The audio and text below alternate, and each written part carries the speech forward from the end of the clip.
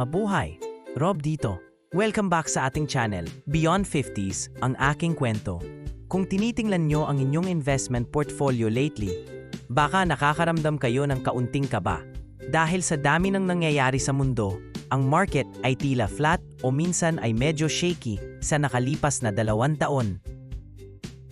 Para sa taong gaya ko na nagpaplanong magretiro sa 2028, medyo nakakatakot yan.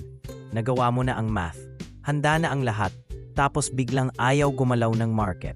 Pero bilang dating investigator, alam ko na hindi laging ang buong kwento ang nakikita sa surface.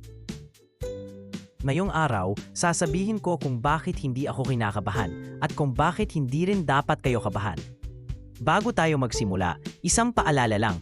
Ipinapakita ko lang ang aking personal journey at ang logic na ginagamit ko para sa Project Life 2.0. Hindi ito financial advice. Hindi ako financial advisor. Ugaliin nating mag-forensic due diligence o kumonsulta sa professional bago gumawa ng malalaking moves. Ibahagi ko ang gumagana para sa akin. Gamitin nating halimbawa ang rental properties. Sa ngayon, ang property value sa maraming bansa ay bumababa o hindi gumagalaw. Pero kung may paupahan ka at bumaba ang on-paper value nito, babawasan ba ng tenant mo ang bayad sa renta? Siyempre hindi. Nandyan pa rin ang bahay at nagbibigay ng serbisyo kaya ang renta mananatili. Ang dividend portfolio ay parang ganyan din. Ang market price ng shares mo ay valuation lang sa papel. Pero ang dividends, yan ang renta mo. Hanggat profitable ang mga kumpanya, hindi nagbabago ang income mo. Bakit ka may stress sa presyo ng bahay kung wala ka namang balak ibenta ito at ang renta ay tuloy-tuloy na pumapasok sa bank account mo? Gusto mong isipin ang mga shares ko bilang soldiers. Ang trabaho nila ay mag-uwi ng spoils sa anyo ng dividends. Kapag flat ang market, isa itong gift sa atin na nag-i-invest. Ito ang power ng dollar cost averaging. Mas mababa ang presyo kaya't regular investment ko nakakabili ng mas maraming units. Bumibili ako ng mas maraming sundalo sa discounted price. Isipin nyo, kung ang paborito mong shop ay may 20% sale, siguradong bibili ka ng madami. Bakit sa stock market, ang mga taong nagtatakbuhan palabas kapag may sale? Ngayon bumubuo ako ng mas malaking army na magbibigay ng mas malaking dividends kapag bumalik na ang sigla ng market. History is a great investigator.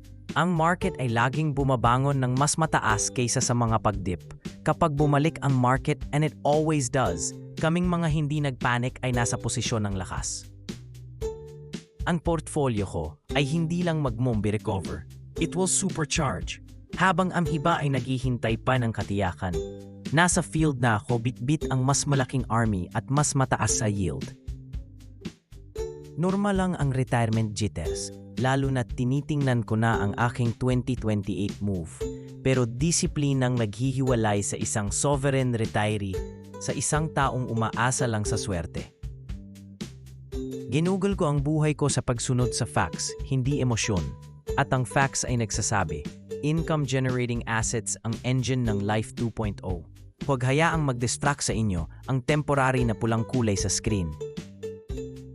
Nakahanay na ang mga ducks natin, bayad ang renta, nagtatrabaho ang mga sundalo, stay the course. Bawat share na binibili mo ngayon ay isang brick sa fortress ng iyong future freedom.